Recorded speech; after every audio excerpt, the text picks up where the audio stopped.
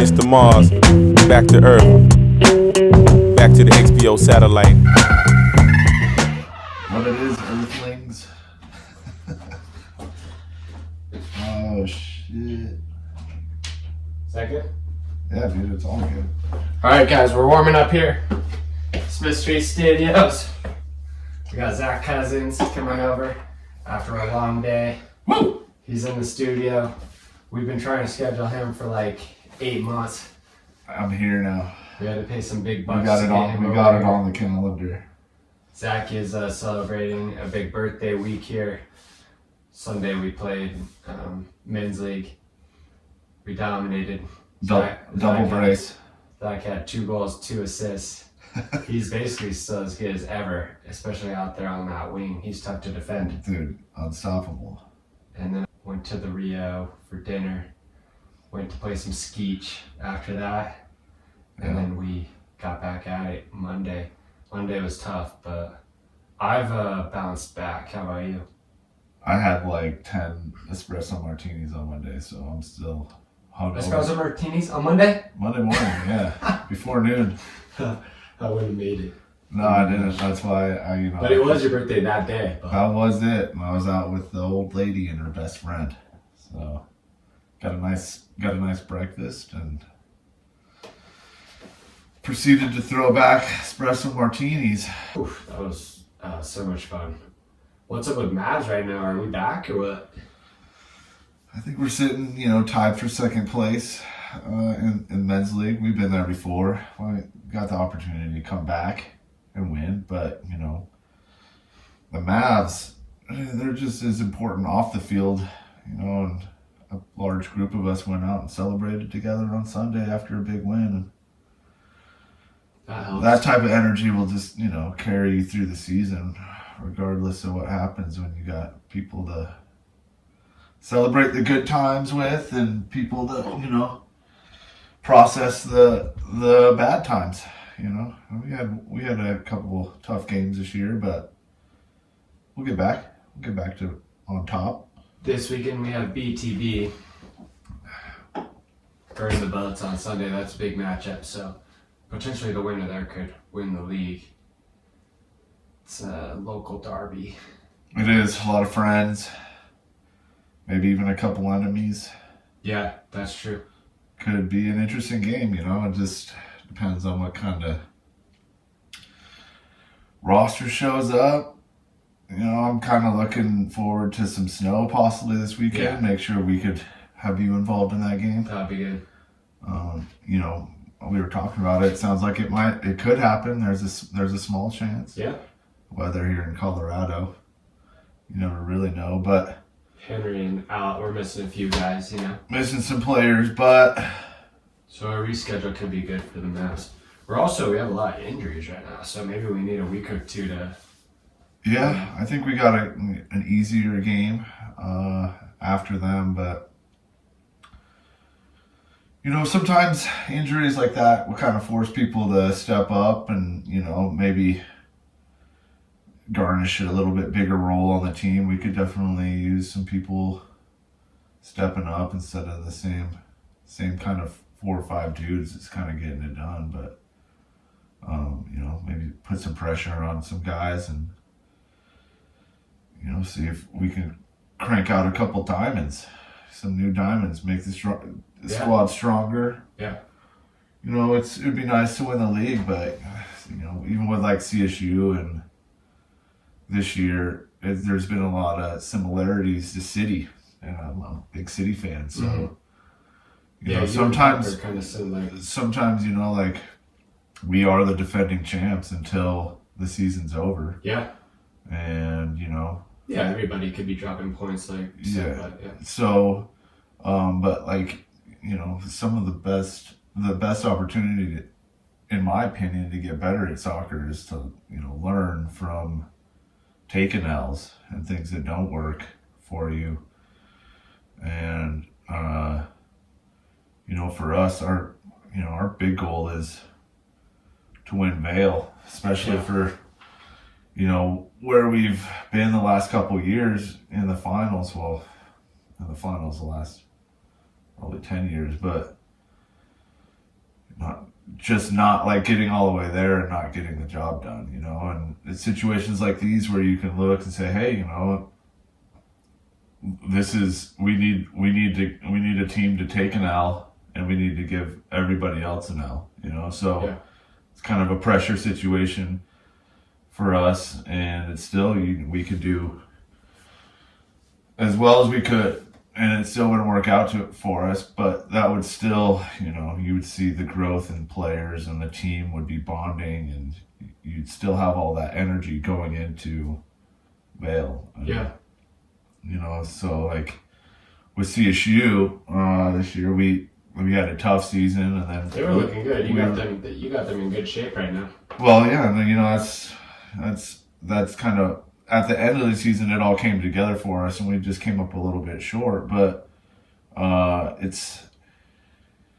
there's a lot to learn from it, and then now you see them in the summer. You know, they've come together as a team. They went through that weekend, and they looked really good that day when we played them. Yeah, and I have to give them credit and you credit for that for sure. They got a big game this weekend against the women's varsity team. So, yeah, out on the varsity field. So big Friday night game. And I told them, you know, like, you know, be as professional about it as you can, so we can, you know, maybe get asked to come back and do this. And the way you guys are playing, moving the ball, it's going to be hard for them to play with you. They're respectful and stuff too. You know, we don't need to be going into tackles or anything like that, but they seem like they're kind of focused on getting the job done and making sure, you know, they're helping the varsity program as much as they can, and hopefully it's a win-win for everybody.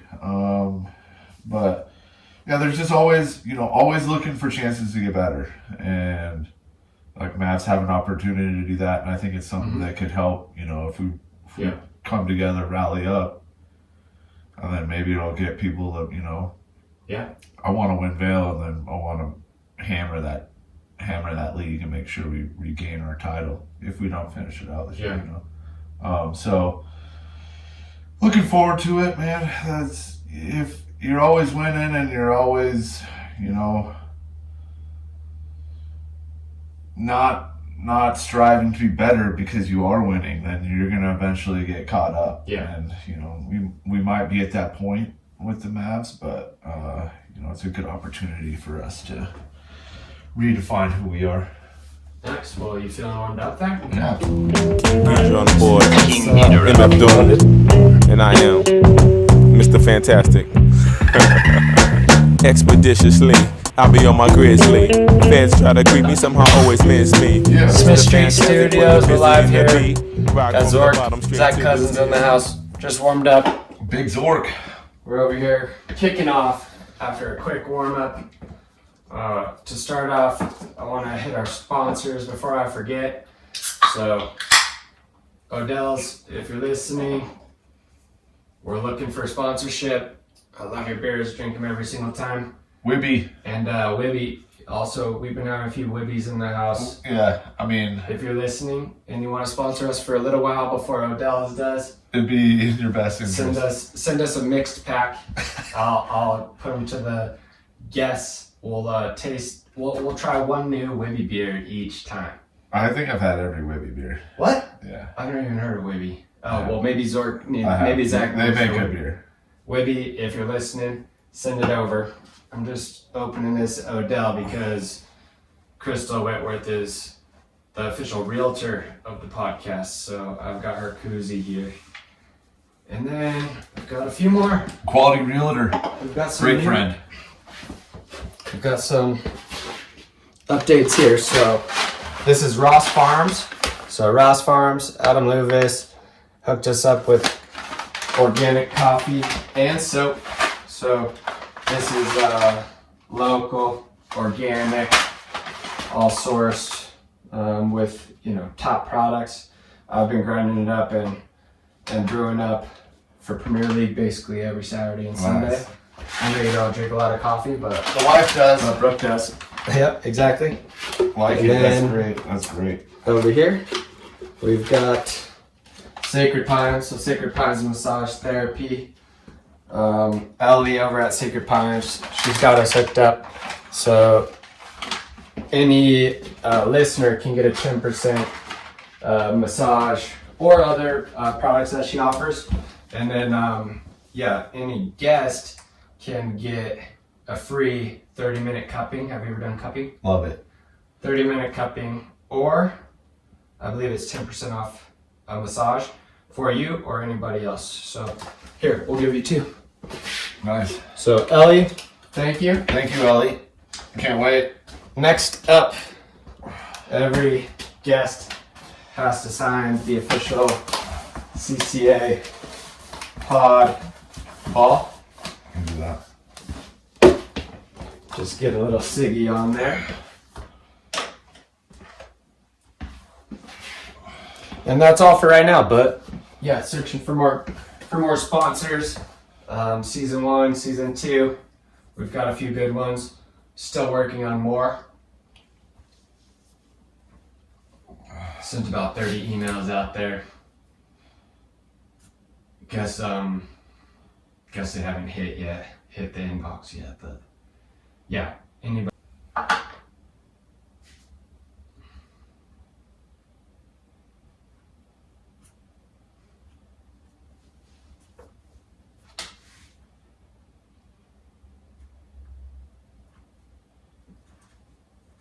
Dang, dude, this is a big signature. Is this the full name? No, dog. Let that breathe for a little bit. And then tonight, since Zack is a Metro alumni, Metro on the beat. Nick Kirchhoff is the head coach over there at Metro, so he hooked up a jersey, number 22, for Zack. No way. So Zack, that's for you. Oh, this is big time, Nick. I still got a year of eligibility, bud. Get at me. 22. They didn't have a. I love it. I love it, dude. They didn't leave me with very much. I knew you were 11 and 22. I know, that's great. I was, I think I might have been, my first year, I might have been 22 because I was a walk-on. Took everybody's minutes and then got 11 the next year. I went down there. Nick is going to be on the podcast this summer, but I went down there a couple weeks ago and watched training and chatted with him and stuff, and he hooked it up. So, what do you think about the squad? About my 1 year of eligibility? Oh yeah, you should do it for sure. I think they're looking for a goal scorer. They're doing a lot of possession, like getting up to the box, but they kind of need someone to just like make that little dart in behind. I like to do that, especially for like 25 minutes. Or if I dart in behind, they need that other person to be like, so I could cross to you and you score the tap in, I scored a lot of goals for them. I literally said, I was like, I know just the guy, but he's hard to get a hold of. Like I said, it's hard to get a hold of him. Like you try to book him for a few months and. I just need him for like 5 minutes. But I told Nick it's hard to get a hold of you. Oh. Yeah, but it's hard for that opportunity. Like if you send him the home game schedule. For that opportunity. He could probably be there for most of the home games. Zack doesn't travel much like that. The way the team's gonna have to take care of the away trips, but yeah, at home. Yeah, no, I mean I'm dead serious. I'm gonna get this guy's information because I have literally 24 credits left before I can graduate. With 1 year of eligibility, do you think you could catch Stephen Emery stats? Well, I have 3 years of stats already, but I think from what I remember, he was scoring some goals. Yeah. But my guy Tony Poros, 9 goals in 1 game. You think Emery ever did that? I know. No, I don't think so. No. Not 9, but yeah. I was actually telling Nick about Tony Poros. Nick played at Fort Lewis around the same time as you guys. Oh, really? Yeah, he's about your age. Like maybe 1 year younger than you. But yeah, he remembered you guys and stuff like that. So yeah, he was at Fort Lewis. He played for Gun at Fort Lewis. Oh, he did? Yeah. And he played at Grandview. And then he went to Fort Lewis. And then he started coaching. So he coached at Denver, Mesa, and then Stanford, and then now he came back and is at Metro, head coach at Metro. He's legit. That's cool. Good for him. That'd be a sweet job to have. Yeah, I think he's doing a great job there. I think he's pretty happy, so they're lucky to have him for sure. We had, do you know Brian Crookham? You do. Mm-hmm. He's like the Rapids, yeah. Yeah. He was the coach when I was there for my first 2 years. At Metro? At Metro. And I actually got recruited there from Vail. It was Josh Pittman, the assistant coach. Mm-hmm. And after the first game, he was like, dude, we need you on the team. So did Chad at DU. Mm-hmm. I had to tell Chad, I'm like, I can't get into that school. But I told Pittman, I was like, I can get into yours. And yeah, Crookham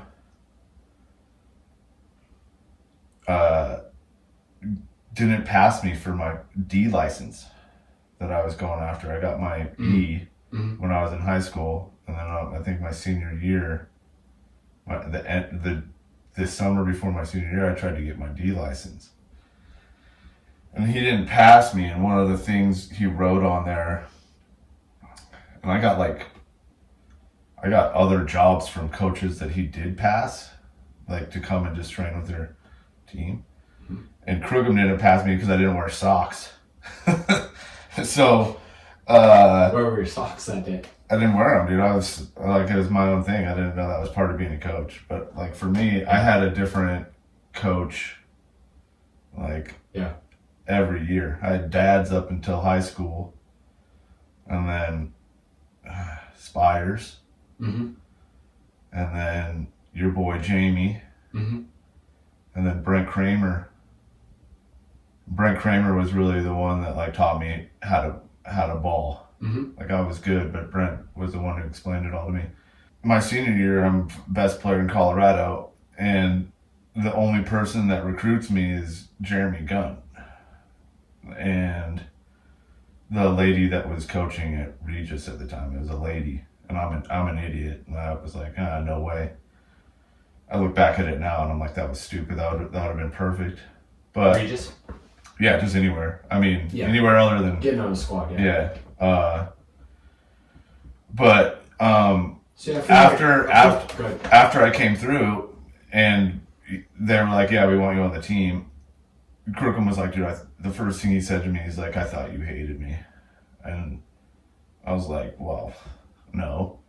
He's like, "Whenever you want to redo that, I'll sign off on it." Yeah, that was interesting. Well, we can hit him up. I see Crookham sometimes. No, I know. Tell him, hey, can you give Zork that? Oh no, and it, you know, like I was. That team was rough. I was a walk-on, and definitely like the best player on the team, and smashed like a lot. Like you can cuss on this. It's not for kids. My CSU team. And I'll edit it if it's bad, you know. But it's not for kids. It's my CSU team would have just that like the club team that I played on. We would have smashed them like hands down. And so I was like, this is weird. But it definitely training every day, and it becomes a job. You know, it kind of turns you into a different player, and and other people competing like for your job and stuff. And then we, you know, the next year we got some people back, and like it was nice to have Crookham as a coach, but I still wonder about the coaching that I received, because the guy after him was fucking awful, and like it ruined my perception of playing soccer. And that was an interesting time, but like never having a solid coach for me was tough. And then you watch the coaches that like did reach out, like Gunn, and see them be successful. It made me kind of realize that like that's kind of like life. Sometimes opportunities come up and you don't take them, but you realize later you should. And sometimes, you know, you kind of have to go through things to meet your final point. And for me, for a while I thought I was going to play professionally, and then when that didn't happen, like I slowly kind of came into coaching the CSU team and coaching a semi-pro indoor team, and I kind of learned that like this is a lot of fun on this end, and like how like kind of like shorted I got. Because I look at what Brent Kramer did for me as a player, and it made me who I was. And just sometimes I've heard Clint Dempsey talk about this, and we're kind of like the same age, just coming through. Now people have, like, if you would have met 12-year-old Zork and you've gone through what you've gone through, I could have been for sure so much more successful in that area. And so now as a coach, like, that's what my perspective is. It's not really necessarily, and my coaching job is kind of different than others, but I still focus on the person and what their goals should be and how to help them reach those, and then tie it in as a team, And yeah, so for me, it's kind of been a wild ride. But yeah, I still do got one more year of eligibility left at Metro. And Kirch will be listening. I would love to go after. I'll give you the digits, but I would love to go after every one of Emery's records. Well, I hope that isn't a recruiting viation, like him sending you a jersey or whatever, being on the Not podcast. anymore, no. And then we may have to track down, like, we may have to copy paste like a SAT or something like that. Yeah, no, I've already. Sure. When COVID happened, I was like, well, I'm going to go back to school and just knock this out. Yeah. Well, I can do all this stuff online. Well, so I re-enrolled. Yeah. I re-enrolled, and I'm good. I'm academically eligible, and yeah. Well, that's what I was gonna say is kind of frustrating about it too, is because even a few times you've been like, "Can you coach with me?" or whatever. And it's like, but at college level, like they literally won't let you coach unless you have your degree. And so that's like for you too. You've been frustrated a few times because like maybe you could get involved with the college program. CSU is right here. You could, there's lots of programs around that you could get involved with, but I remember you were frustrated because you just didn't. Yeah, no, it's definitely something. For 15 years now, I've been coaching student athletes, and I haven't put it. The only one I don't think that really ever graduated was Clopper, but like that's my emphasis. And it's you get a lot of good kids in there coming in, focusing on their goals and doing their classwork. So it's. Well, that's what I tell them. Like, don't come to practice if you're not going to class. Yeah, seriously. It's not going to work out for anybody.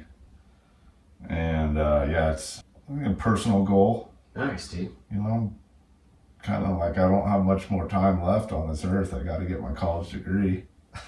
Yeah, so holler at me, Nick. I'll put you guys in touch. He follows the podcast. It's not released yet, but he already subscribes. I love that. He's the first subscriber. And then, let's get into like your current relationship with the game. Like, where are you at with things? And I'm in love with it, really. I mean, it kind of took me,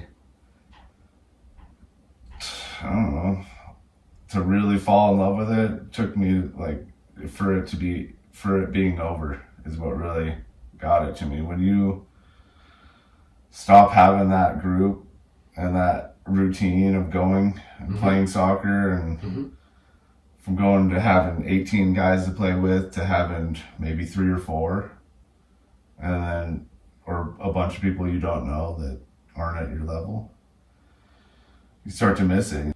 Yeah, like luckily just had opportunities to stay involved, and with CSU it's you get to see these younger kids grow, enjoy the game. Yeah.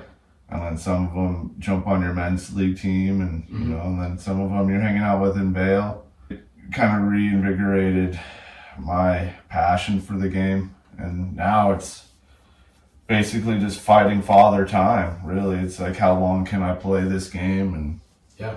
at a level that like I appreciate. And I've been lucky, you know, like that's I feel like I could play like forever, honestly. Like if I avoid injuries, you know, mentally the game, yeah, absolutely, but still, mentally the game has become easier, and there's like the physical limitations.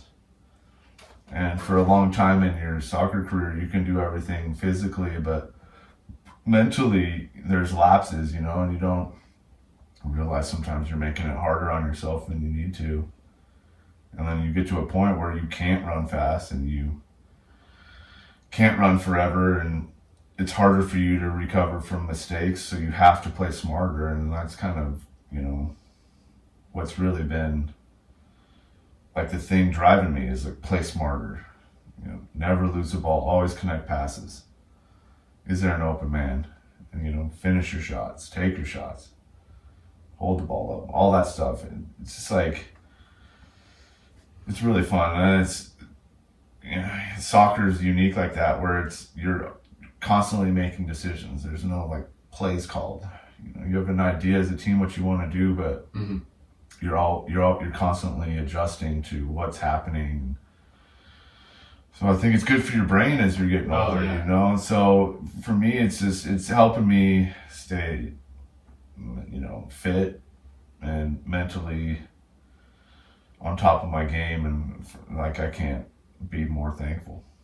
One of the things that you've done that, you know, your buddies or like even my buddies haven't done is like you just stay around the game. So you're coaching over at CSU, you're jumping into sessions, you're demonstrating, you're kicking it, you know, you're watching it, you're coaching it. Yeah.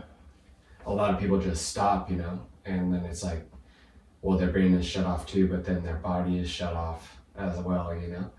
And so, yeah, we both have a lot of friends that like they can't play anymore, or like they wish they could, but they just can't, or like even if they tried again, it's over. Yeah. But it'll happen to us too physically, but I do think like, geez, I mean, you're doing an incredible job. Like, you're still one of the best players in the league. Your team is finishing first in the league every single time. But you also have Mav too. You're helping Mav with things, you know? Yeah, that was unique. You know, that was a whole nother thing, watching your kid play on the sideline and, you know, be really good and then be average and then be not very great. And then, you know, just like their progression. And like as a player you think you like know everything until you're trying to explain, you know, a square ball to a 6-year-old, you know, like it makes you realize like how much growth somebody has to go through to make it to college, you know. And then, you know, soccer team dinner, like she was like super pumped up because she got the practice star that she gets like pin. Yeah. And yeah, that was pretty huge. She got her first one of the season like 2 weeks ago, and it like made her day.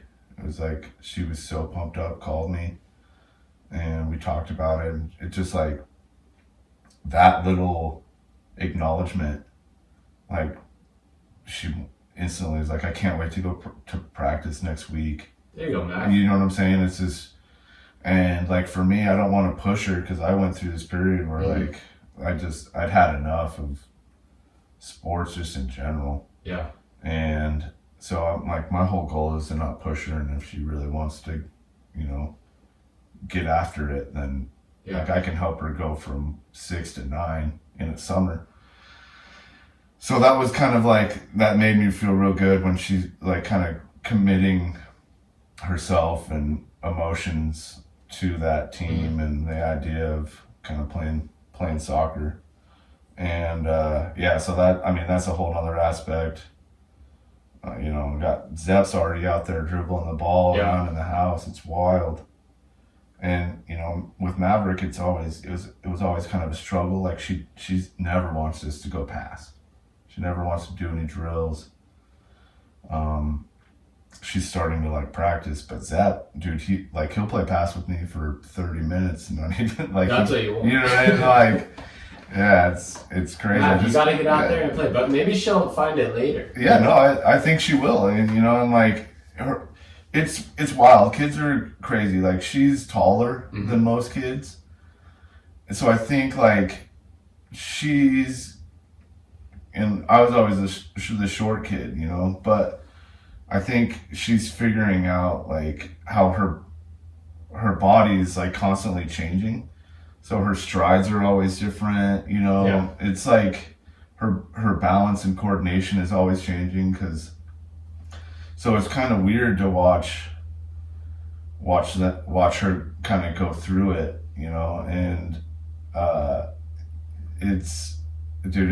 it's fun. And like I'm just trying to steer clear of it. Like I don't want to pressure or anything. Yeah.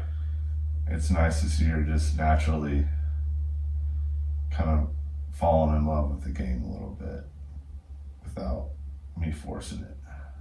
I feel like if they find that, true joy for it, then you can push them a lot harder later. Yeah. And you can really help them make some big jumps or give them the confidence or, tell them to be courageous or to be brave and make some bigger decisions about the game later on. Yeah.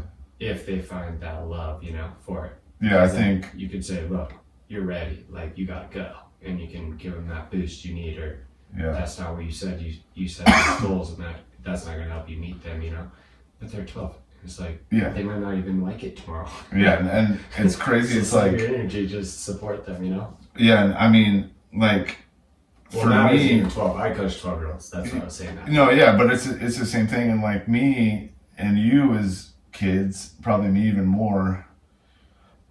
there was no there was 20 channels. There was Mine had 7. There was no phones. There was no computers. So like my love for just athletics or sports. Yeah. That's what really like I was constantly, because I would say basketball for me was the thing that I loved. Like I absolutely loved it. Well, let's get into some of those. What are some of those earliest moments? My first moments of sports is throwing the frisbee with my dad and then doing sprints at Rocky Mountain High School. Like we would run and then he would show us how to run faster and then we would run. And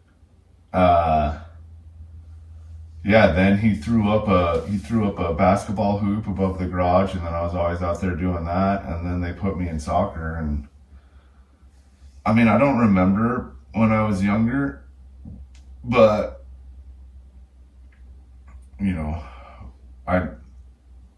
from what I have been told, I was out there dominating in red Converse.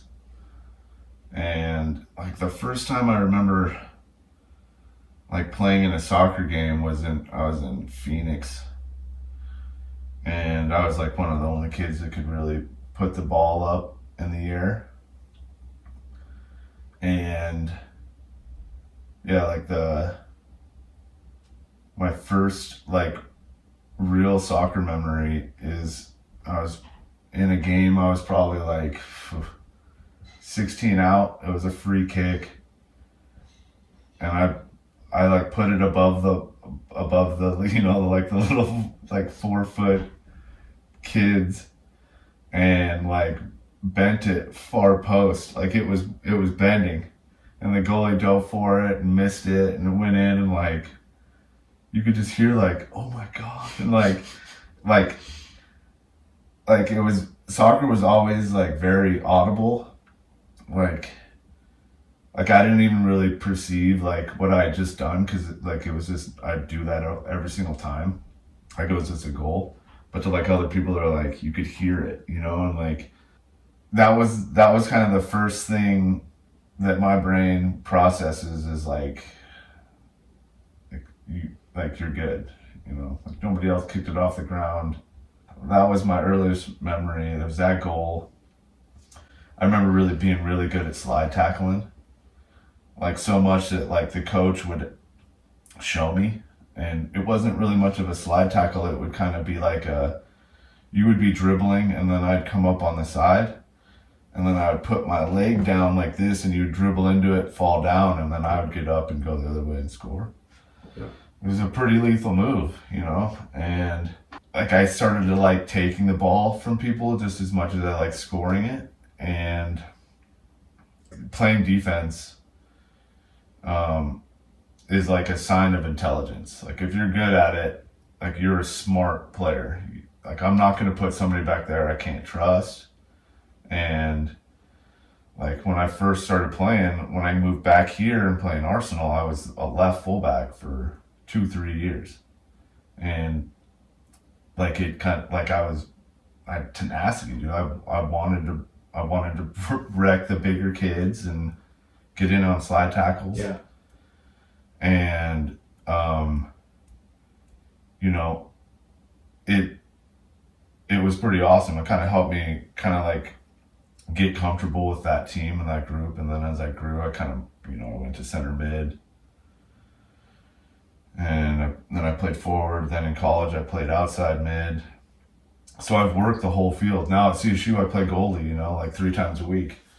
And just seeing the game from every possible, like, position, I think has kind of helped me be the player that I am now. And it comes in, like, how your smarts and your mentality.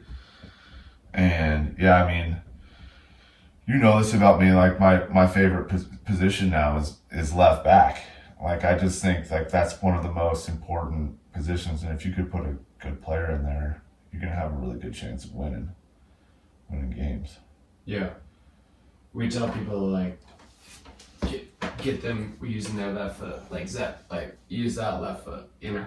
Yeah. Because if you could play left back, you could play on any team. Everyone's looking for a left back. Everybody needs a good one, and I mean, I don't know if they do this. I know like Emma makes the girls all play different positions, which I think is super important. And yeah, I don't necessarily know, like when I'm at CSU and when I'm doing tryouts, there's 40 forwards, there's 25 center midfielders, and there's 10 defenders, and like maybe no goalies.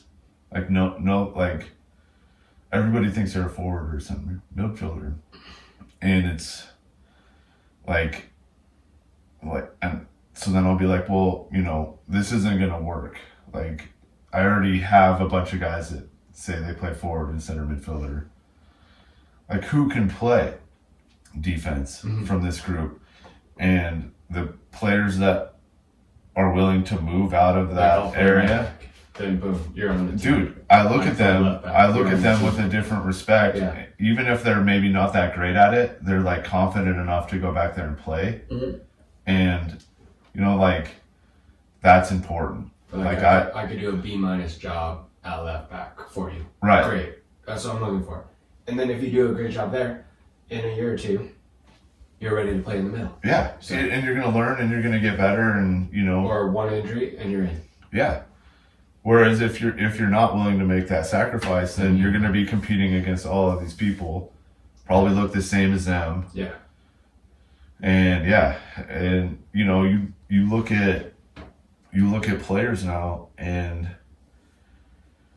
those are some of my favorite players to watch. Like Rico Lewis, guy can play a bunch of different positions. Valverde right now, playing right back, I think. Yeah. He's an incredible player. Yeah. And it's like, as a teammate of it, you have to kind of like be like, dude, that's awesome that you're making that sacrifice. And he's still, you know, one of the best at right back, but uses his skills to impact the game. Yeah, and he does, and it's, you know, that's kind of, you know.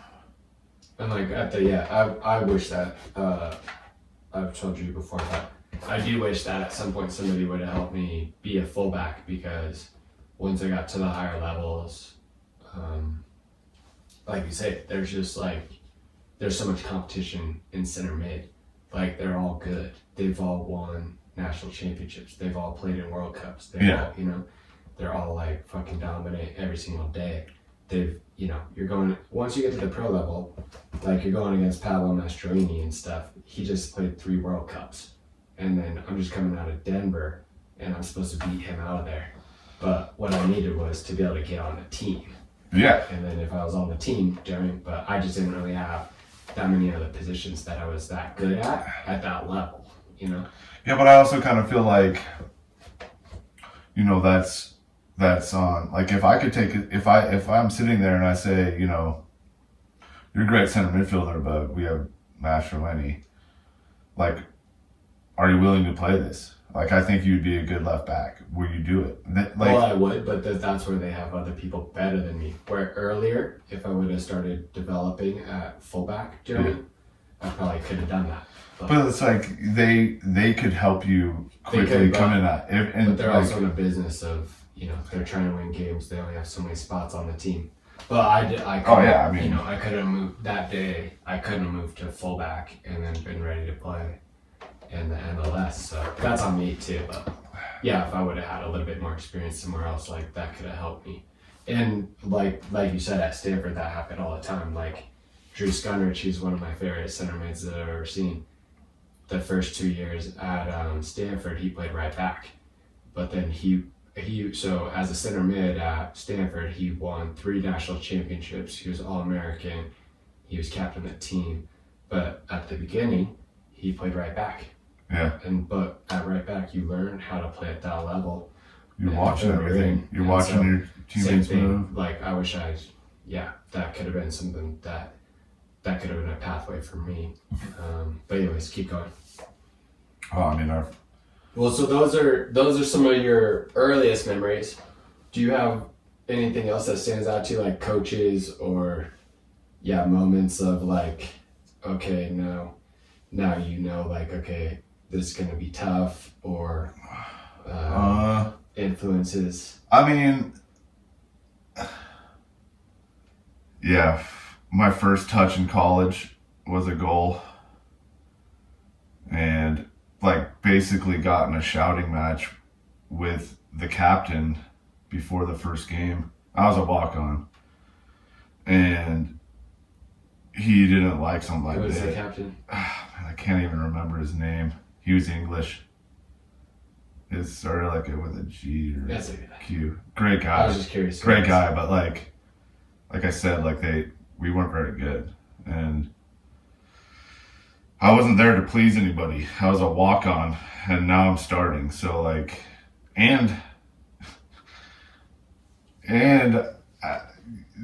they were treating me as a freshman. So I got initiated. Yeah.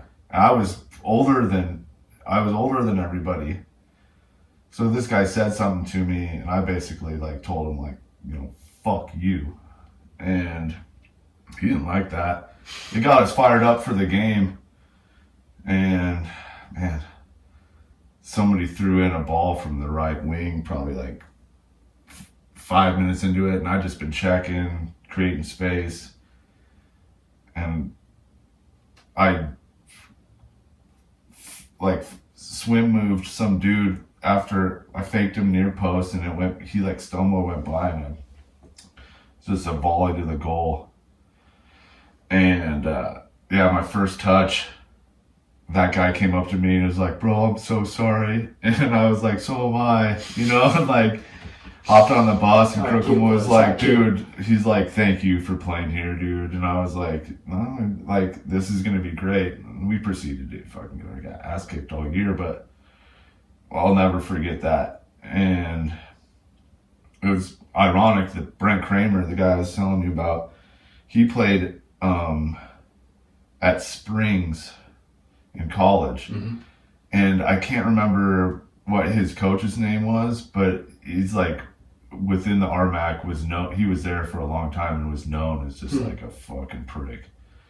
And Brent said the guy just rode him as hard as he could in the preseason. Brent earned a spot in the first game, and his first touch, he told me, was I scored a goal, and it was the highlight of my life. And when he told me that story, because he was trying to get me to keep playing, because after high school I was done. I didn't want to play anymore. And he found out, came over to my house, and he was a pizza delivery guy. So he drove me around on his routes. And he just like, you can't stop playing. Like, you're too good.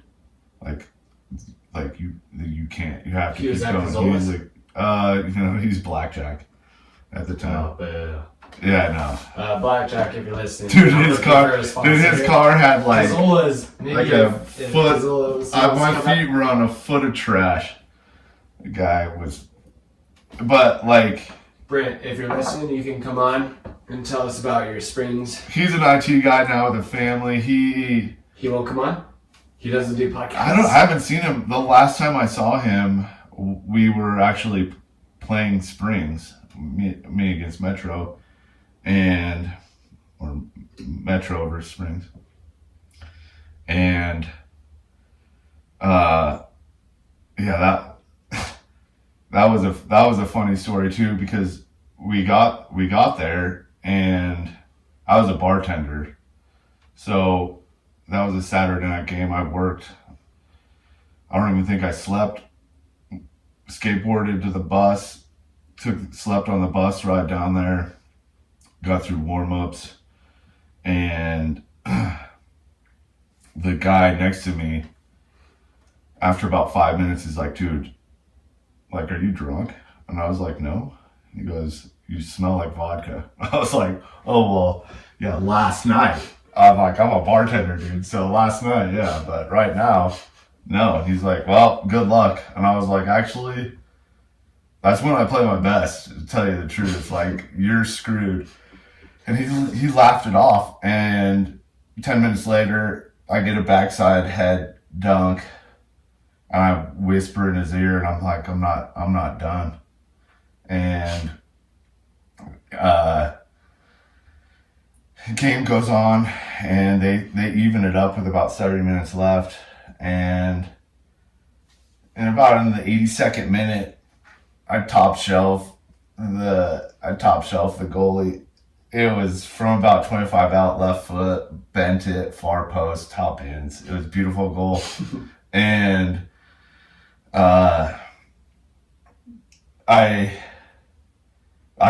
there was 1,000 people at the game, and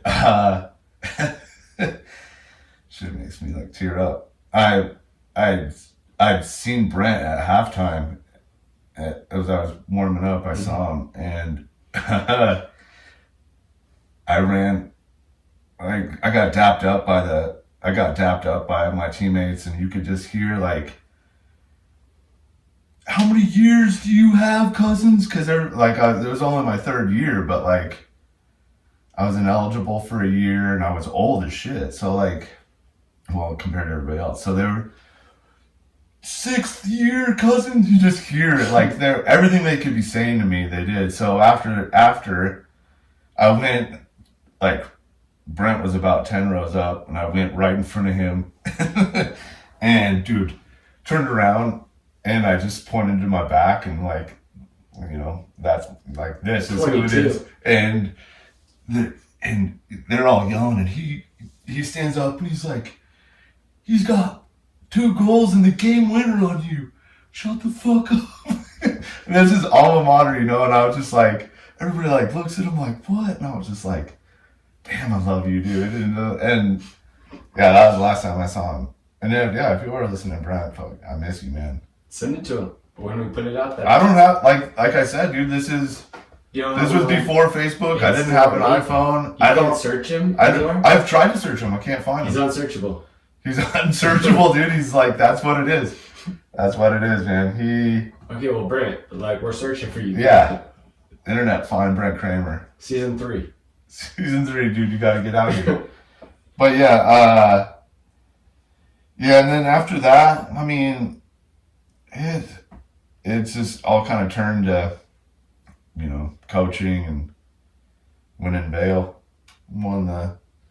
Winning men's league tournaments, you get a little joy out of that, but like coaching the CSU guys and winning a couple regional tournaments and winning some games in the national championship. That's what I remember now.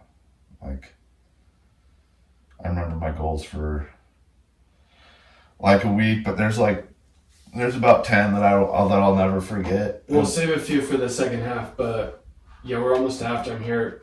Who do you think will win the World Cup? France 2026? or England would be my guess. I mean, man, I think Argentina's run was such shit. Like, I hate to say it. Like, I like Messi, but that was probably one of the worst World Cup titles. I'll say it. Like, France should have won that game. Martinez had a big save, but like they took an L to Saudi Arabia, and they tied Mexico. Like I was trying to figure out how they even got out of their bracket, out of their group. Yeah. But like, well, they got going after that, but yeah, they did. But like sometimes that like in another group you're out. Yeah. With those results. I mean, who else was in their group? Was it Sweden or something? I can't remember. But I wasn't impressed. So I don't really see them repeating. I don't really see any of the American teams having like a big enough an advantage to where it helps them. They just don't have like the talent. And it is nice that like they do have good players that are like internationally proven. Like I love McKinney and Christian's playing his best ball right now. So it's dialed in for them to make a run. I don't see him winning it. But yeah, I would say France, dude. They have the best player, deepest bench. Well, Griezmann just left, so there goes the best player. But no, he's the best looking player. Who's the best player besides Griezmann? Come on, dude. It's not even. Camavinga? It's not even up for debate. I'm trying to think who it could be. Dembele? No, but he's actually starting to play a little bit better. You like Rabiot? I do. I'm trying to think who it might be, but I don't know, man. Giroud? It'll come to retired. you. It'll come to you. They don't need him. Huh. They don't need him anymore. Trivia on Wednesday, I guess. Yeah, I know. I'm taking USA, so Well, mark me down for USA, but we're at 45 minutes right here. So that's halftime. Put me down officially though for USA. Or Canada. Who is he? You need to get out more, or either get out of here like some dang outlaw, standing like lurch. No herb in the record bin, called before a random search for curves. About to get into some of Zack's highlights here. Some of his top moments, official moments, unofficial moments, memories, accolades. And then we're going to hit his starting 11. Starting 11. Let's get to some of these highlights. What do you think? What are some of those bigger accomplishments or some moments you're proud of? Or maybe, that, like I said, some people don't know some of your accomplishments. Yeah, I mean... And Nick, like I'll use an example. Nick, I think he has 6 state cup championships. Did you know that about Nick? Dang. So, but that's what I mean. Like, would you know that? I wouldn't.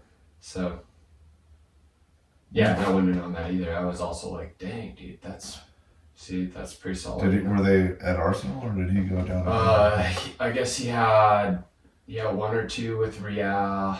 Maybe it's 5, but he had an early one.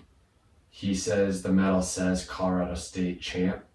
So from when he was like 10.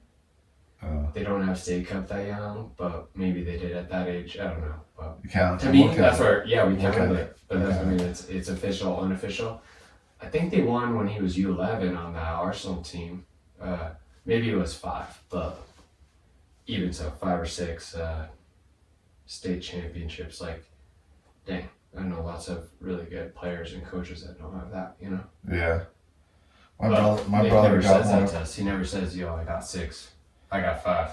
My brother got one. Jake, Shout out Jake. Shout out to Jake. and he did it against. He won it against. 1 second, just spilled beer, but go ahead. He won it against players that were previously on his team. Colin Clark, Brian Ross. They were playing Arsenal and they left. Colin Clark. We Rest don't in know. peace. Rest Brian in peace. Ross, I need to add you to my list. Great goalie. They went to Denver, and then Jake and like Jason and that Arsenal team had a miraculous run to the final, and then won that game. Who was on that team? On Jake's team. That was like Colin in them? Brian? They weren't. They were on the team the year before. This year, Then that they year rushed. and probably actually one of the guys. Gates stayed with Arsenal. Gates stayed with Arsenal. My brother, Jeremy Arnold. Yeah, I think I was actually Like- at that game because I think they played at Kyle Stanley, Schrader, Eric Schrader, I think. and they beat Rush. Right? Yeah, They beat I was Rush. at that game. I think I had maybe my team was there. But there were it was pretty heated match. It was, and my brother was always up to some extracurricular tomfoolery within the game. He was a mentalist, but I think that jump started Kamji's progression because he was their coach. So That's how you got the clout back then. Was you had to dude, upset the you big had to, clubs. yeah, you did, and so, when Kamji would have been a great coach for me to have. I just missed him, But he coached your brother, right? Yeah. he coached my brother. Yeah. Yeah, I mean, Sean. But when a team takes players from your team that you've been developing, and then the team that you have loses those players, then people are gonna be like, dude, and it's a no-brainer. He's a brilliant coach. Well, Sean, also is especially good at he's a master of those dark arts too, and of motivation. So he would have them motivated to win that. Yeah, no, he's a beaut. I spent a good time with him in Metro. We'd always link up, and him and I would do these shots called snake bites. And we started to figure out that there's actually a bunch of snake bites because we'd go into these bars and order a round of snake bite, which I thought was I can't even remember what it was. It's like whiskey, like a sour something. And it's just a shot. It's like a sour whiskey shot. Like around town or around Denver? Oh, downtown Denver, back in the day. And Sean would probably remember that. Yeah, no, he does. I miss you, Sean. I really do. Shout out Sean. Sean's already He's been a mentioned beaut. He's a few beaut. times on the podcast, so he'll be on. But Nikki was 6 or 5, whatever it is. That's pretty impressive. 5, I'm pretty sure. I can't live check because my phone's recording right now, but it's 5. I went down for the ODP, made the team, and then the guy got canned over the winter, and then the next guy wanted to do his own tryouts, which I was the only one from Fort Collins up there, and I was driving up there, and I hadn't played with any of those guys, so nobody knew who I was, but this guy took me. I didn't know who he was, and after that, I was like, no thanks, really. Once we got into high school, my freshman year, I was close to making varsity, but it didn't work out. But they were a top 4 team in the state. That team was pretty nasty. There was a couple guys on that team that went to Durango, and Which ones? Banana. Banana? Yeah. Career? Banana, yeah. Maybe a Baca. No, Baca went to Rocky. I believe you. There were some other guys. That was Gunn's first team then. Yeah, he had a bunch of guys from Archuleta was. So he was on my club team, an amazing player. He was the only freshman to make it onto that team, and he started as well. Yeah. He was possibly the best player that I ever played with. Yeah, I've heard you say up that. until college. And he went to Fort Lewis, and during preseason, and when they were running up and down the mountain, Gunn asked him if like he was like enjoying him, like having a good time, or if he liked it. And he said no and fucking left. What? Said no and left. So, but like nobody in his career, because I had the same coaches, prepared him for that. You know what I'm saying? Like Gunn was like, I want you, but I'm gonna redshirt you. And like, you're gonna have to work for it and shit. I didn't. The only reason I was there is because, like, I put up numbers, you know. Mm-hmm. But Chris Greer was my best friend's older brother, mm-hmm. and so I went down, and that was the only visit I did with a team. He sat me down and was like, "I want you, but I'm gonna redshirt you." I had no idea they were, you know, the defending champions. Like I just thought that I was the best player just through that like scrimmage, like one of the top 5. So like I had no idea the progression. Like even my dad played college football. He didn't explain to me like, dude, if he says he's gonna redshirt you, that could be a good thing. Yeah. And then if you're better than everybody, he's not gonna redshirt you. You're gonna be 1 year old. Nobody ever told me that. You know all this stuff, like Right. And like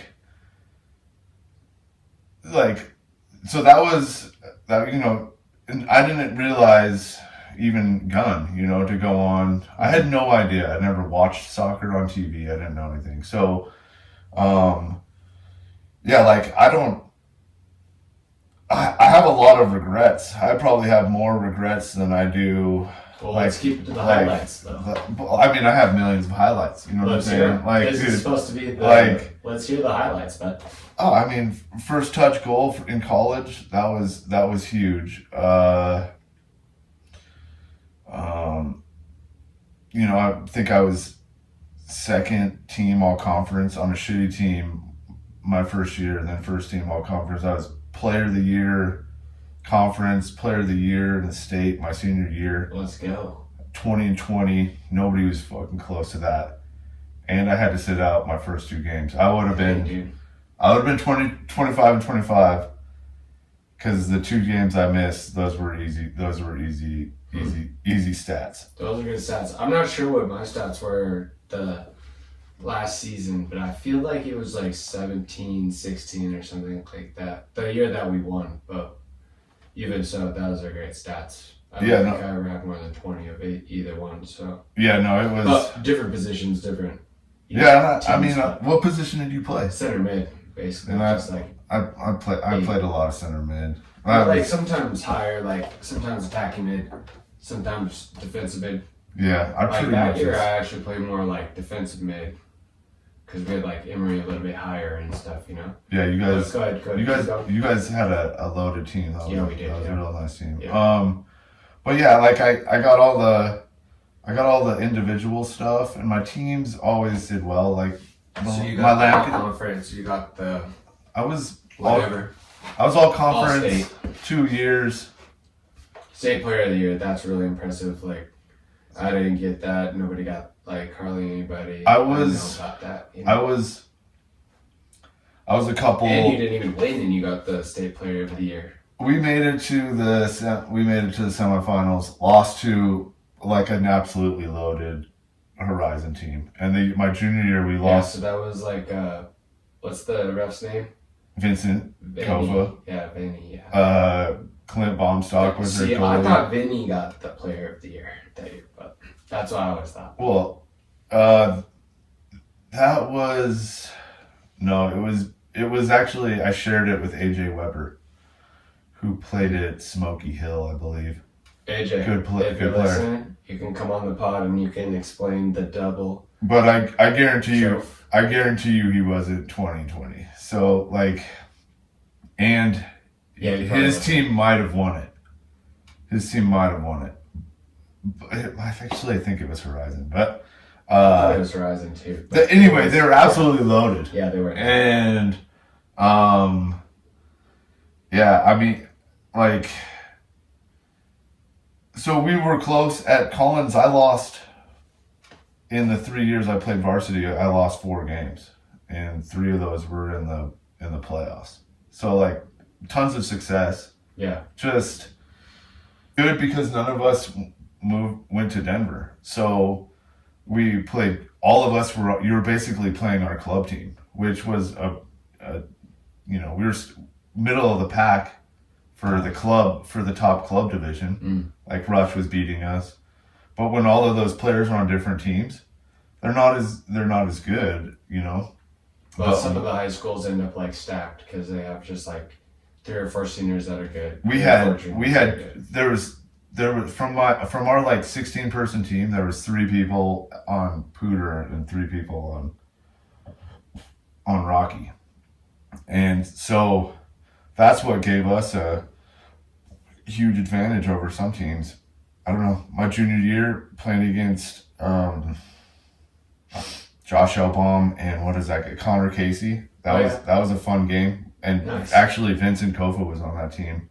He bicycle kicked me in the face. On the Stephen Emery and Brendan Hughes podcast, we were talking about Connor Casey. Which, that game that we lost, we should have won. Connor Casey did not score, and he could not turn Archuleta. Like, and that's when I realized. Because that was Denver South? That was Denver South. That's when I realized how good Archuleta was.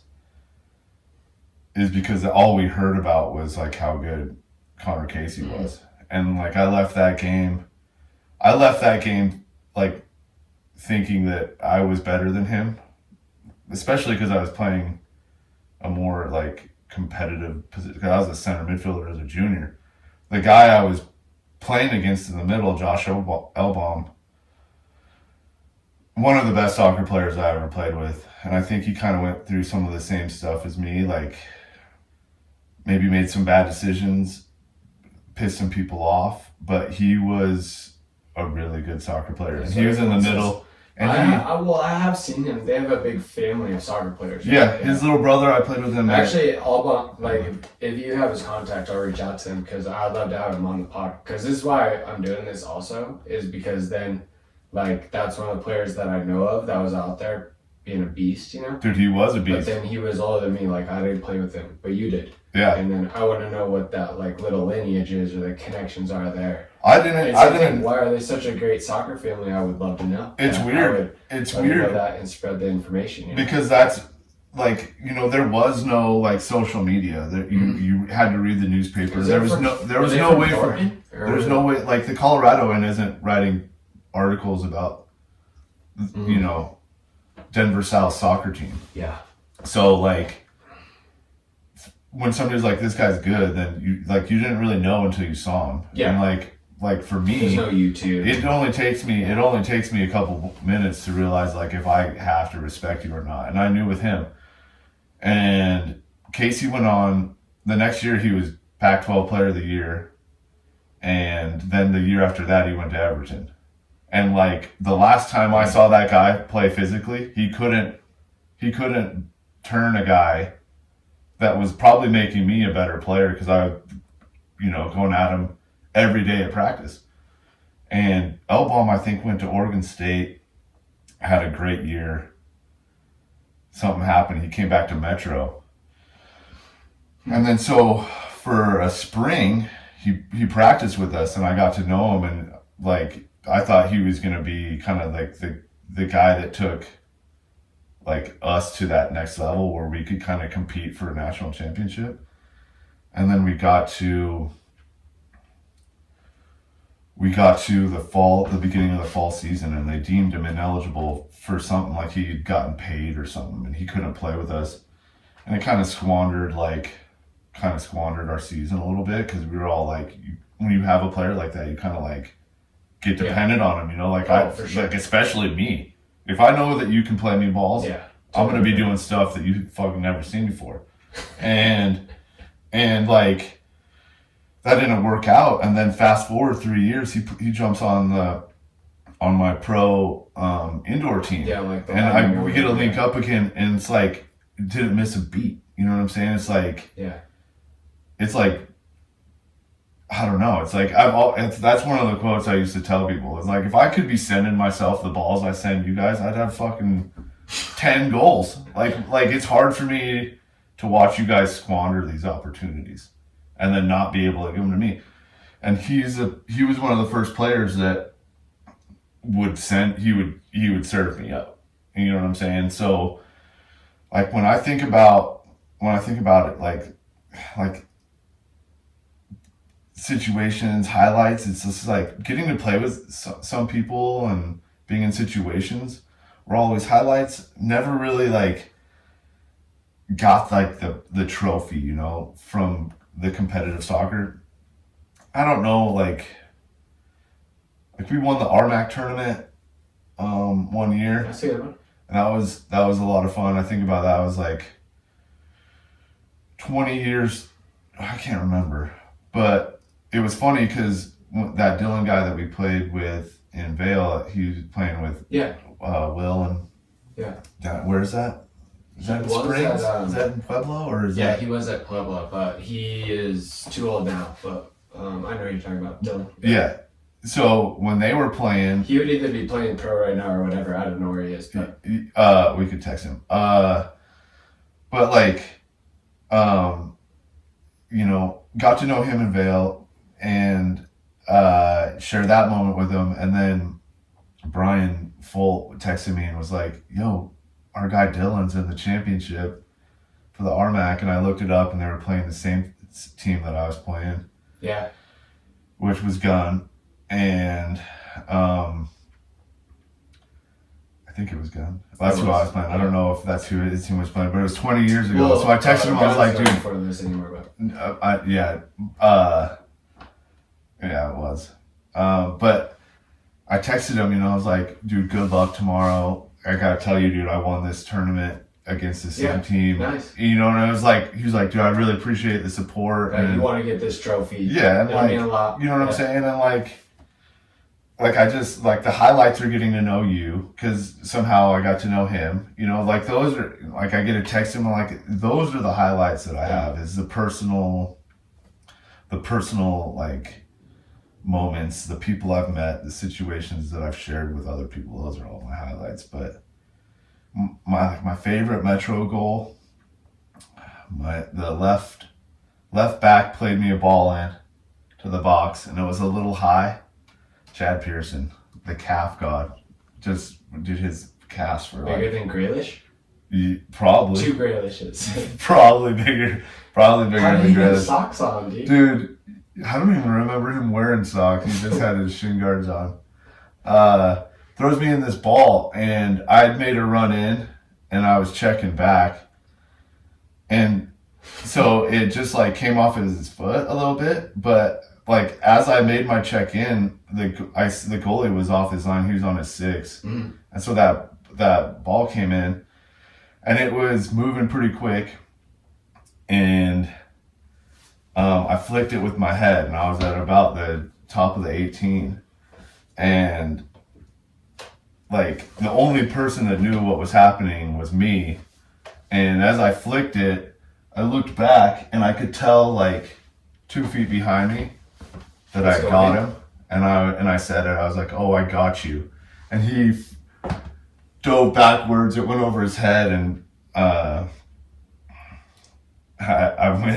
went to the corner, and then everybody's running, and I pulled out the machine gun, and all the boys, like, I've never celebrated before, but all the boys were like, "Pop, pop, pop," and they all dropped, and it was awesome. So I'll never forget that. It was one of my favorite goals that I've scored.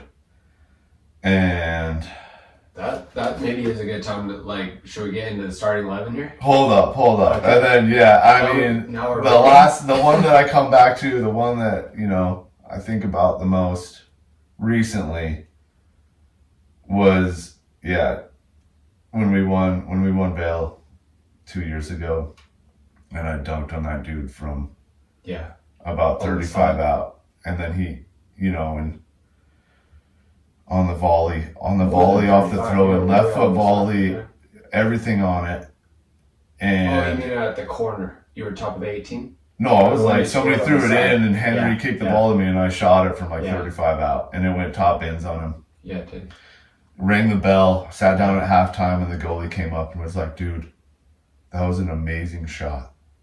And like, yes, it was an amazing shot, but like having the goalie come up to me at halftime and tell me how good it was, that was the first for me. So it's like, and then Koji was like nonstop for a couple months. Like, dude, I keep thinking about that goal. I'm like, calm down, Koji, you're out of control. I didn't have as good an angle on it. I was on the field, but I was playing center mid, so I couldn't see exactly. I could see how far you were, but I didn't have like the flight of the ball, I mean, I couldn't see it. I missed probably the first part of it because I had to like really kick it hard. So like when it came off my foot, it went high.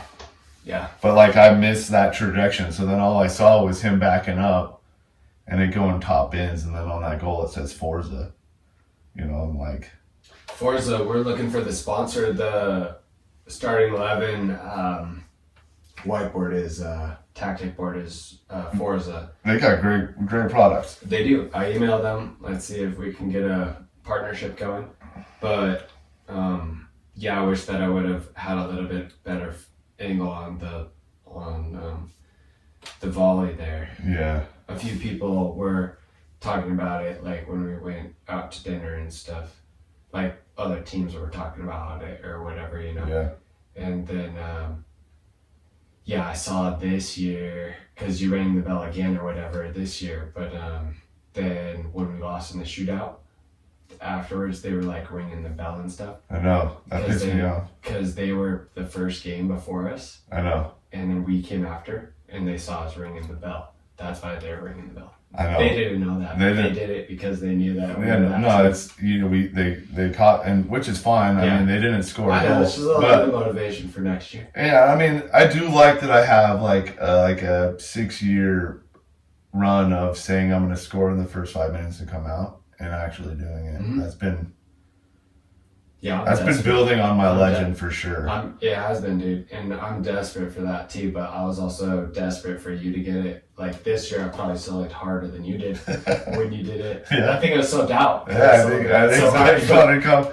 I came right out, rang that bell, and then that. But they were there. I know. I saw watching us. I know. And then that's the team that beat us. I know. And then afterwards, they were ringing the bell, but I was just like, I wasn't so mad. I was just like, out of respectfully, like I appreciate the banter, but we'll be back. Yeah. And like hopefully you're here to watch it. Yeah. You got to take your lumps when you L like that. But it is. What is that quote? Imitation is the most sincere form of flattery. That's right. I was I'll take a bit of that. They knew they walked away with that with a lucky win, and for them to go over there and do that, it kind of pissed me off. But deep down inside, I'm like, you can't beat me. Yeah, we'll see you next year. Is pretty much immediately what I was thinking. Yeah. I was like, guys, I don't know if you. This was after they were celebrating, taking photos for a while. But let's get into your starting 11. Let's do it. Let's do it. Yeah. Okay, so you can, Forza, shout out. You can use either color that you like. Just try to keep it towards the camera so we can, so we can see it, or it'll be good. We can see it, but. All right, I've been thinking about this. And my starting 11, my goalie would be one of my favorite people that I've never met, Action Bronson. Okay.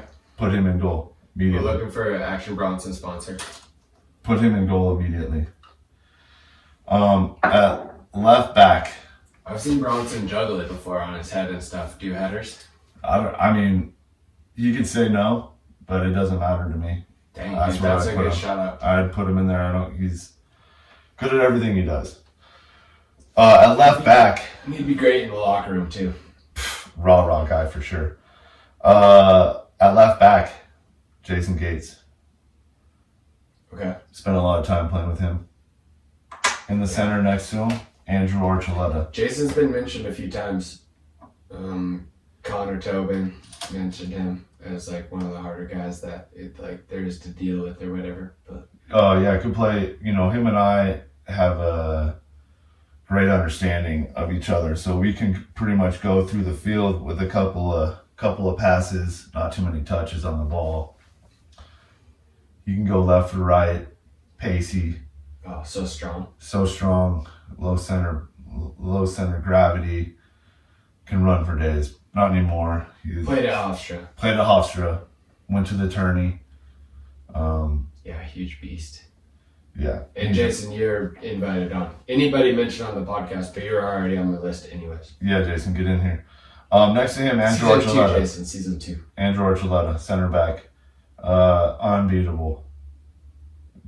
Amazing tackles. Can play the ball anywhere on the field. We've said enough about him. I think he's one of the best soccer players I've ever. Are you going back 4? Going back 4 right now. Next to him, Brett Greer, my best friend. Played a lot of soccer with him. That's just personal, you know. What does Pretty good soccer player. What is some of the things that he brings? Ooh, not afraid of anything. Slows the game down a little bit. Great long ball. A sneaky free kick taker. He was one of the first guys to really get the ball up. But yeah, we won a lot of soccer games together. And I don't know, his older brother and his dad. His dad used to coach us when the coach couldn't make it. And he'd bring... It's a great story. Dennis Greer, dude. Yeah, Karen Greer was working at the office, yeah. Karen Greer is a OG. On the right side here, my little brother, Jake. Here, could you show it, like, on your Yeah. whatever? But Gates, Archuleta, Greer, little bro, Jake. Cousins. Yeah, Jake right back. Yeah, I like it. One of the smarter players I've ever played with. Always getting hurt, but that's because he'd always go into every tackle. But yeah, super smart. Just love him to death, you know. That's my little bro. In the middle, you. Collin Audley. Let's do it. Really been there for me through this whole thing. That's deep. Yeah, I don't even know it. But yeah, I've been playing ball with you forever, and I think you're one of the better soccer players, and I've told you that a million times. Yeah. I appreciate that, cuz. In the middle with you, Master Chief. I mean, what can't that guy fucking do? You know what I'm saying? The Master Chief? Yeah, you know what I'm talking about. Master Chief right there in the middle. Just dominating. And I think he's got it. On the left, Josh Moser. Yeah, got to coach him, and then I got to play with him a lot. Nice. Moser. You could be on the pod now anyway. Like, you could be on. He's on. anyways. Get him on. This is his first mention, so just want to get that out. Really took the being president at CSU to a whole new level. Bunch of swag, huge bankroll, found sponsors, started his own business in college. Yeah. And now we link up. I think we each had a goal and an assist to each other just this last weekend, and that's how it's going to be. Like that goal where I rang the bell in Bell last year, Moser played me that ball. You know, I've taught him well. Yeah. But he's been a pleasure to play with. On the right here, Steve Salter. Him and Josh played together.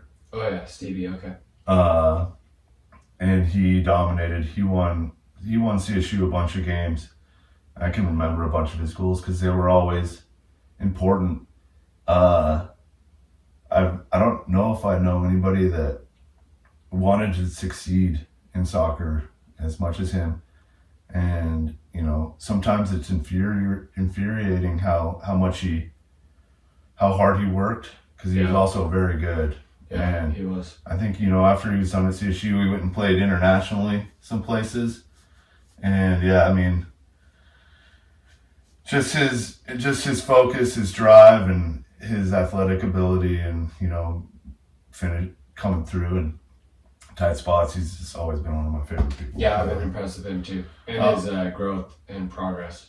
Yeah. And he's one of the only people besides you to ever beat me in soccer tennis. But he's the world's #1 soccer tennis player right now. That's for sure. That's official because he beat me, and then he beat Speed. He beat all three of us. Yeah. So, but we're early. Like, we gotta this is gonna be going on for a little while. Yeah. No, it's just getting started. This is the He's got to. Yeah, he's got to figure it out here pretty soon. Up top with me, Alex Cousins. Okay. Alex, this is your first mention on the podcast. You're on the list anyways, but now you can definitely come on. She makes that makes me emotional, man. Like, talk about like having career highlights. But she could play any one of these positions. I just want her like real close to me. You know what I'm saying? So then there's me up top. And this team is winning 69-0. It's looking good. And then partying afterwards. I didn't mention anything about Jake, but yeah, I remember Jake definitely with the side tackles and always the copa with the tongue all the way over. But yeah, Jake, excellent player. Alex also with the copas. That's how we did it. That's how we did it until Nike got involved, and then that's where I went. Shout out to Nike. Alex too, I do agree with you. I think that Alex was such a good player. She still is such a good player. But she also could have benefited from like better coaching and stuff, earlier on. Yeah. Like once she got to college and stuff, she did great. But then you're just, on the way there, if she would have had a little more exposure. But that's what you're saying is hopefully now there will be more exposure. Well, absolutely. And I think, like when you talk about Northern Colorado, like there's always great girls up here, and they're on every year. She, like my little U12 girls team, there's players on this team. Yeah, and I think like, she kind of like, I don't know if you want to say paved the way, but she was a badass, still is a badass. But like there was her senior year when she was at CU, and I went to like all of her games. She was always the best player on the field in 3 different positions. And like it still baffles me how like she wasn't even getting looked at by like the national team. Like I honestly feel like she was one of the best women's soccer players. And like, she did have some good coaching. Like I know Rafa really helped her and tried to get her exposure, but it's like, for me, like when I think about like my career and like what you're looking at when you're looking at me, somebody in a position like that, like I don't think they understand what they're looking at. And like that, it doesn't bother me because like I was kind of a difficult player to coach, and smaller and whatnot, but I don't think I ever got looked at like by somebody that knew what they were looking at. You know what I'm saying? And well, God like, look at you. Yeah, well, and he knows what he's looking at. Yeah, I know he does. And like I said, like I have more regrets than I do accomplishments, but like for her, it was hard for me to like sit there and watch that, and like the end of her career, like just having like nothing to do, and like nobody saying like go for it, like I was, but they didn't have an NWSL. Like you have to go, you have to go to Europe, but like I think if she could have done it again, like that's what she probably would have done. And hindsight's 50-50, but every time I've watched her from high school to when she was done, like when we played with Sophie's that one night. Like, I left thinking, like, dude, Alex is as good, if not better. You know, like, Sophie was 15. No, I know, So, I know, yeah, I know, but like, yeah. it wouldn't matter. Like, yes, she's 15. Yeah, I agree. You know what I'm saying? Like, in Europe, it's like, Yeah. if this person, Totally. you know what I'm saying? So, and like, sometimes I wonder, like, what would have happened to me if I would have come through like any European club? Mm-hmm. You know what I'm saying? With like professionals looking at you. Yeah. Like, it makes me think. Well, but like, hopefully more of that will be coming here. but yeah, I love this 11, dude. And Any for me, honorable mentions? any honorable mentions? Or like subs or like... Yeah, or tactics too, if you have any ideas of like, are you guys pressing, you know, are you like sitting in, are you like low block counter, or like what do the practice sessions look like? Man, honorable mentions. Maybe Mark Cromie. I played with him at Metro, an Irishman. I don't know him, but He's a stopper, fucking hothead. He had everything though. He could dribble, he could shoot. nice. I swear he got a yellow card a game. Jack Allard I'd throw in there. Yeah, Jack is good. Jack is a good example of just like, if you keep playing, like no disrespect or anything, like all respect to Jack, but he's gotten better because he just keeps playing.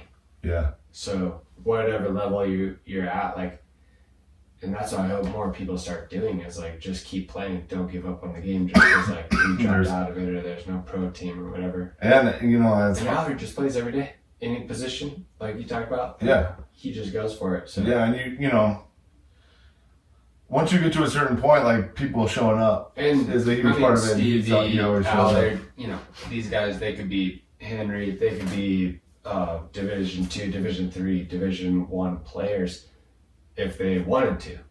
Yeah. They just chose a different path. Yeah. You know, or the timing.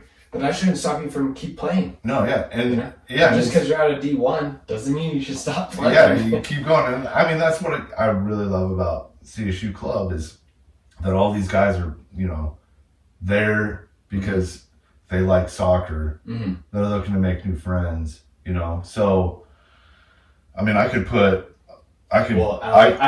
you could put a whole team here, but who else honorable mentions? Seth Hamilton. And who's gonna manage? Who's gonna manage Brent Kramer, dude? I'm telling you, either Brent Kramer or the Alchemist. That'd be cool. Yeah, but yeah, I mean, yeah, it's a personal thing for me, dude. I'm I don't won so much, scored so many goals. It's if I could play with that lineup, you know, I know. But this is the whole thing. Is like, this is your 11. So Yeah. You don't have to explain it to me. Like, I get it. Yeah, I mean, And this is what I want to hear is the people's 11. Like, yeah. so I don't know. This is mine. This is what I would want because, like, that would be a lot of fun. That's a bit right there. Sweet. Let's call that 90. We're right at 90 here. Yeah. On and cracking like dick 'em. Lips be smacking, running off at the mouth, steady talking about us. Okay, here we go. We're in overtime. Just had the 90 minutes. Some of Zork's highlights. Hit the starting 11. It was looking nice. Then we went, uploaded some videos. Now we're in the overtime. The overtime period, the guests can talk about some of the projects they're working on. So Zack has a project that he wants to let everyone know about. Hello, everyone. The last couple years I've been working on developing a soccer tennis league. If you play soccer, a good chance you've probably played soccer tennis. For me, I've been doing it for a long time, since early 90s, and I think it really helped me as a player. My touch, my movement, my finishing helped me become a really good player. So, you know, our group of friends, we've also kept it going, kind of meeting Oh, up, shoveling snow. Oh yeah. We have a 4th of July tournament. It's a little different, but I have a few videos that are unreleased, but he won't let me release them because it's his copyright. yeah. So, which there will be video and there will be more information. The website's getting launched, but you know the idea is just soccer tennis. It's soccer on a tennis court. Your body's the racket. You try and play it past your opponent to get a point. And we'll be starting here in May. The name of the league is the Professional Soccer Tennis League, the PSTL. This right here is my team, the Northern Flickers Soccer Tennis Club, STC. I think right now the members are Paul Baker and Henry Romano Weller. I believe that's how you say his name. It is, yeah. 2 ballers. And new teams will be dropping here pretty soon. We got a team in Wyoming, a team in Denver. I believe there's going to be an Ohio team and an LA team. We're trying to get to 6. But be on the lookout for it. You probably could get a Glenwood team pretty easily. Yeah. I'm trying to, kind of spread around the map. So I kind of want the next 2 to be like Atlanta and Phoenix. Connor Tobin is in Charlotte, and he'll play, but he doesn't. He has he's a stickler for rules. Well, there will be a rule. There will be official rules. So if he doesn't like him, he doesn't have to play. I love that guy. I wish he would. Maybe he'll like him, but maybe he won't. One of my favorite things about him is his dedication to getting people to play soccer, to stay interested in it, especially on a local level. The guy's done a great job. I don't know him as well as you do, but every time I see him, he's promoting some soccer aspect, especially in his local community. He's like an athletic John Wormling in a way, somebody who has a passion for the game. Connor Tobin, I just interviewed a couple of episodes ago. He represents all of the he represents the players union for all professional players in the whole country. Nice, dude. That's a great position for him. But he's in Charlotte, but he loves soccer tennis. Well, However, like I said. Well, I mean, if he does like the rules, he could, definitely start his own little franchise. So, if anybody's interested in getting involved, you reach out to me. I'll have Izzy plop in my email. But it's, super exciting. It's going to be six teams, the first league.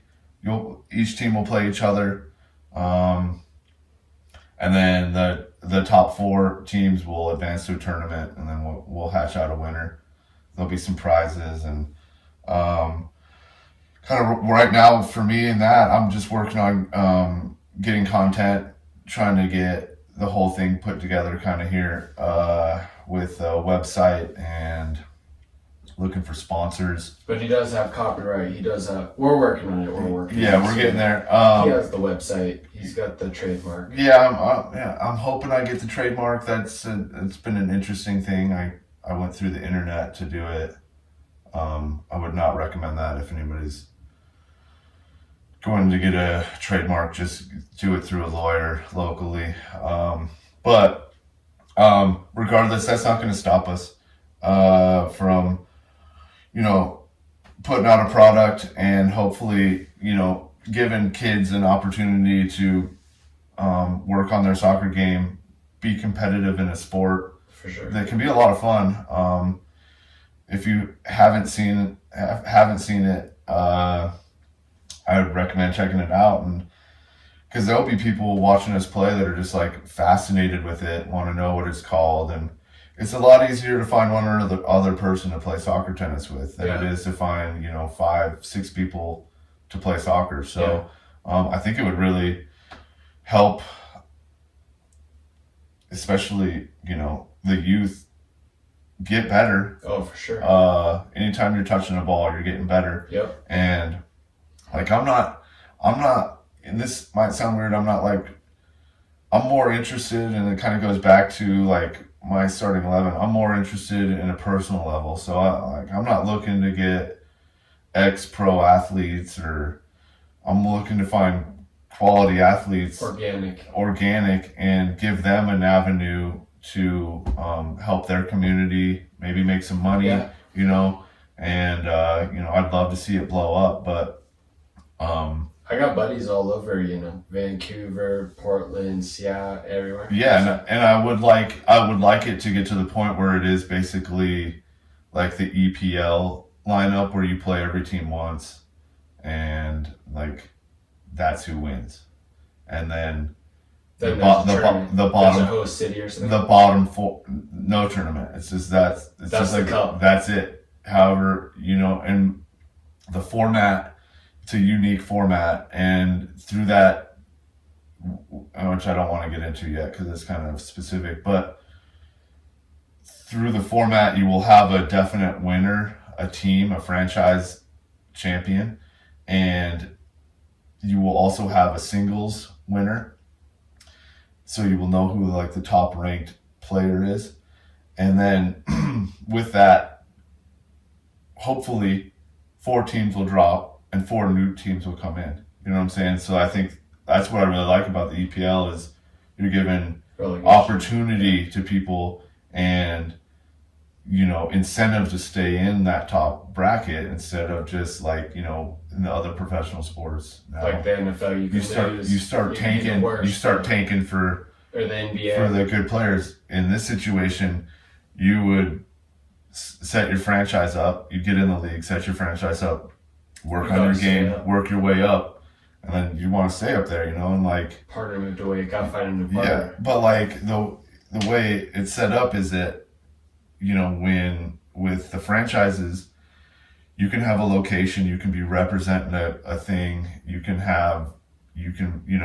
find sponsors, you can sell your merch, you can have your own thing that can be, profitable, maybe not profitable, but fun. And, like if you keep going, it can turn into a club where if you're one of the players and you get too old and your team's, then you can find a new soccer. It can easily just become something exactly like the EPL or any other team where you have the opportunity just to build up from the base, and it's super organic. You know what I'm saying? And men and women. It's a co-ed league, so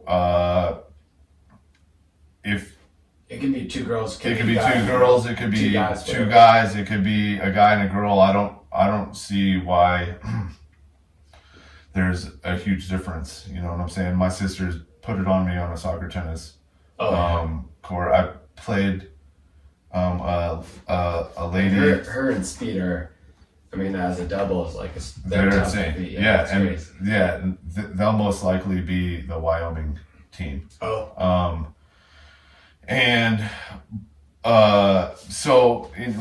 played.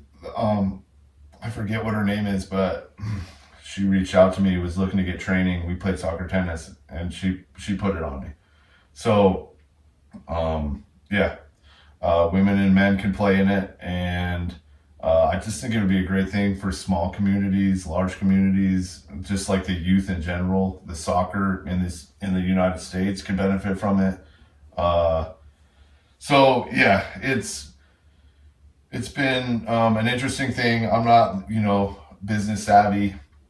I'm not like the most motivated and hardworking person, but it's like a dream of mine. I've always wanted to do it, and we're getting real close. And so any support.